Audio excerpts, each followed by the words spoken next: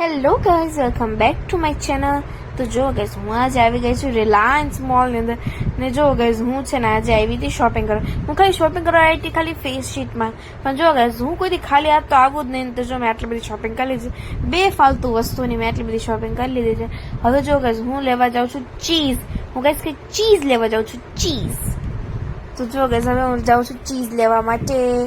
અને ગાઈઝ, હું છે ને ચીઝમાં બહુ વધારે પડતી કન્ફ્યુઝ થઈ જાઉં કે કયું ચીઝ લઉં કે કયું ન લઉં. તો જો અહીંયા પહેલાં મેં જોયું અમૂલ, તો કેટલી બધી કંપનીઝ હતી પણ એ બધા મોટા મોટા હતા. મારે જોતું તો થોડુંક સ્મોલ. અમૂલ ચીઝ બહુ વધારે પડતું બિગ હતું ને, આ તો બટ આવી ગયું.